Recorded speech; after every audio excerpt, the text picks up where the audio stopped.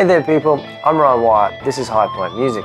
Today we're kicking off our first video in a series of breakdowns on Carlos Santana's playing on the track Smooth. In this video we are going to be doing a breakdown on his playing in the verse and chorus sections of the song. The sole objective of this video is to give you people at home very clear and concise insights into his playing, how he's getting his sound, so you can begin to develop them and incorporate these ideas into your own guitar playing. Okay, point number one people, how does Santana achieve his sound? Now Santana is predominantly a lead guitar player, and in his work on this track he's using 4 scales and modes to do his work. The first scale is A harmonic minor.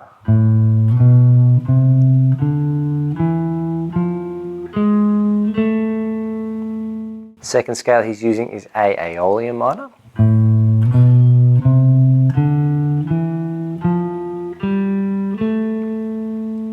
Third scale he's using is the A minor pentatonic.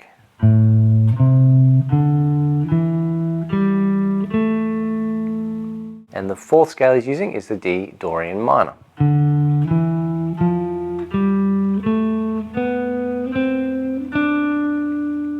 Okay, so we've identified what scales he's using. The next point is even more important. Regardless of what scale or mode Santana uses in the track, he consistently targets 3 notes within those scales to pull his sound. They are the first degree of the scale, the second degree of the scale, sometimes referred to as the 9th, and the 5th degree of the scale. Say those again. The first, the second, or the 9th it's referred to, and the 5th degree of the scale. So if you're not up to speed with scale degrees, let's jump in and use an A Aeolian minor as an example.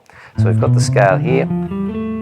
First degree is the A because that's where we start. The second note in the scale is the B, and that's a second degree. Third degree being the third note in the scale. Fourth, fifth. So it just refers to what number that note is in the sequence of the scale. Now that's out of the way, let's jump in and check out this example.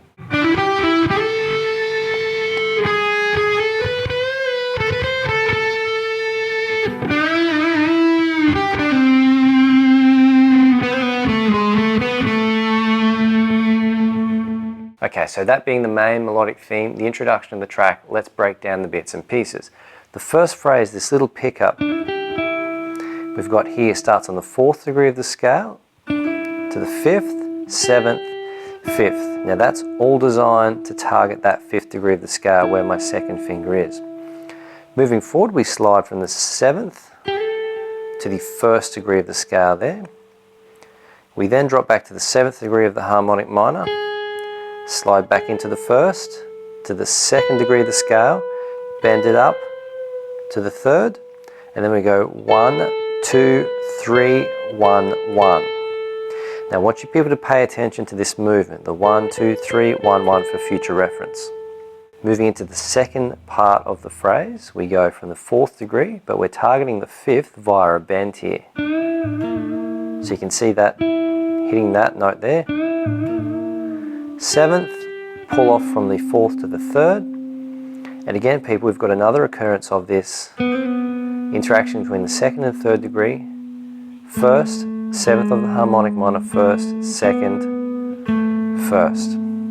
Okay, so in that example, people, we saw targeting of the 5th, the 1st, and the 2nd, but also, as I mentioned, he's using the 2nd and 3rd degrees to set up his resolutions back to the 1st degree of the scale. Now, that isn't obviously very constructed line because it's the main idea, the main melodic theme. Let's jump in and check out a phrase which to me feels like it's more improvised in nature. And the phrase I've chosen, people,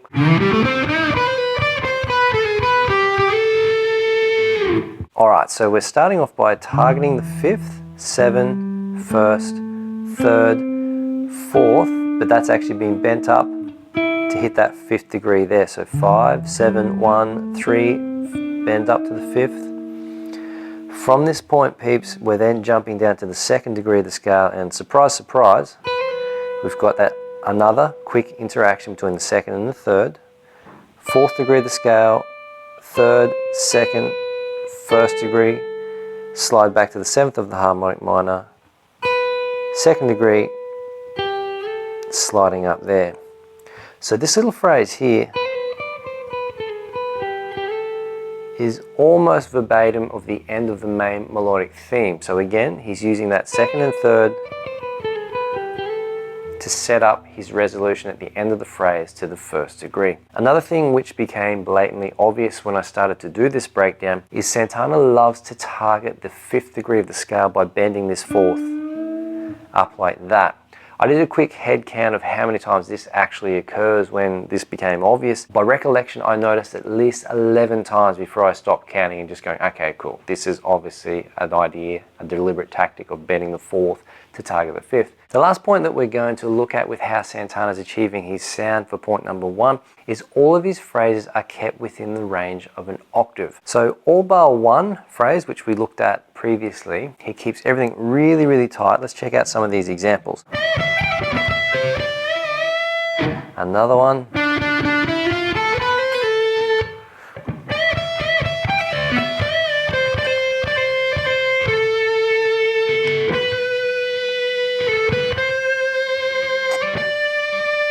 Okay, so there's just pulling a bunch of random phrases from out of the track. But you can see none of them were crazy long runs or crazy sweeps where he's trying to add in these illustrious over-the-top phrases. He's keeping it very direct, very to the point. And on top of that, he's using really, really tight timing to get his point across. So let's summarize point number one and how he's achieving his sound. Regardless of what scale or mode he's using, he's targeting the first degree of the scale, the second degree of the scale, and the fifth degree of the scale. He's using the second and the third degrees of the scale to set up his resolution at the end of his phrases most of the time. He's targeting the fifth degree of the scale by bending the fourth degree up a tone. And then lastly, he's keeping all of his phrases within the range of an octave using very tight timing. So point number two, people, is all about practical application. So we're going to look at where and how he's applying these ideas in the song. One of Santana's traits that he's well known for is he doesn't crowd the vocal with his guitar playing. With the examples we're going to cover coming up, we're going to look at two very specific techniques he uses. And this is just at the end of the verse going into the pre-chorus. So what I wanted to point out here is the last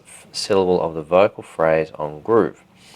So that's on beat number 2. So you can see down here where Santana is actually beginning his guitar phrase is right on the end of beat 2. So he's jumping right in on the back of that vocal phrase.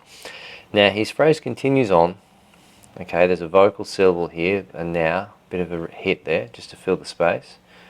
And then you can see up here, if we observe exactly as the vocal phrase is getting ready for a little anacrusis to pick up into the next bit, Santana is finishing his line off there and sliding right out, right on that last beat. So by using this technique, you have a fail-safe method in which you can interject your ideas and contribute to the song without getting in the way of the vocal. Okay, the second technique that we're going to look at is a little bit more complicated in nature, but let's jump into this one and show you people what's going on.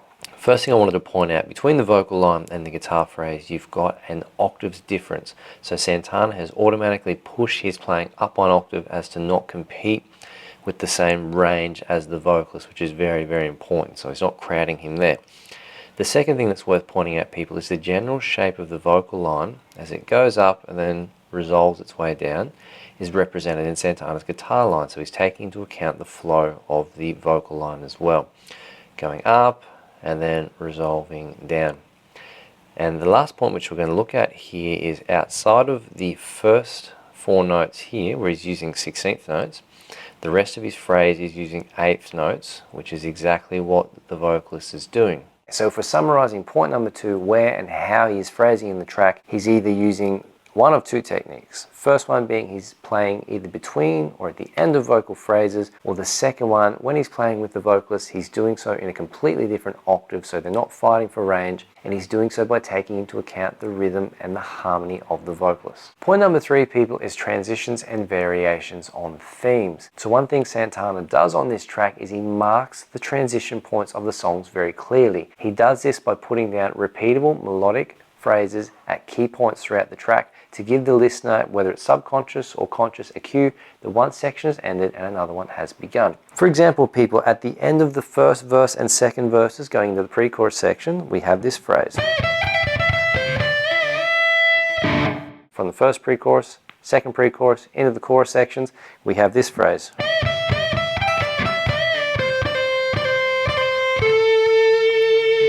So So you can see just by looking at those two examples there, it's very effective at tying off one section so the next section can really come in with a fresh start and a heap of emphasis. The next part of this we're going to look at is variations on themes. I'm going to kick this one off with a bit of a listening test for you people out there.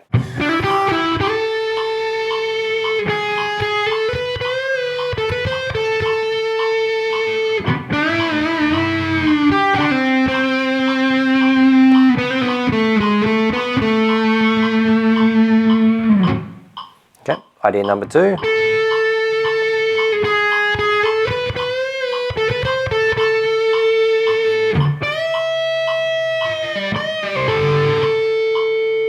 If you notice that the second idea was half the length of the first one, you would be correct. So with the second example being half the length of the first one, it occurs just after the first chorus in the track. At this point in the song, we've already had 8 bars of the main melodic theme up front. We've heard it, we're well acquainted with it. After the first chorus where the condensed idea occurs, we're just getting a reinstatement of that idea without holding up the momentum of the track. So that's a great example of how you can condense an idea. Let's look at how you can expand on one. So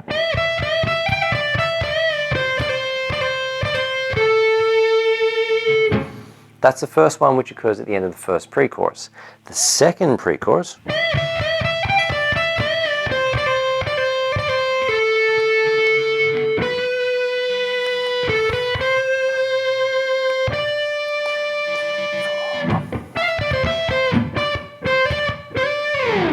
So with the second example, we've got an extended idea which comes off the back of that previously stated theme which we heard at the end of the first pre-chorus. So what's going on here is we're building towards the high point, no pun intended, of the track. So what Santana is doing here by extending this idea is playing very much in the style of a horn with long sustained lines to help add to the texture and build the intensity towards the solo. So if we're to wrap up point number 3, people, we've got Santana clearly marking the transitions with those distinct melodic signposts at the end of each section, giving the listener a cue that one section has ended, another one is beginning. The next point we've got, peeps, is variations on themes. So by either extending these previously stated ideas or condensing them depending on what the song needs at that very specific moment. So that brings us to an end for today's video. Hit that subscribe button, stay in touch because we've got the solo coming up next. We've got Lewis doing a tone zone breakdown to show you at home how you can achieve that very iconic Santana sound. I'm Ryan Wyatt, this is High Point Music. I'll see you all in the next video.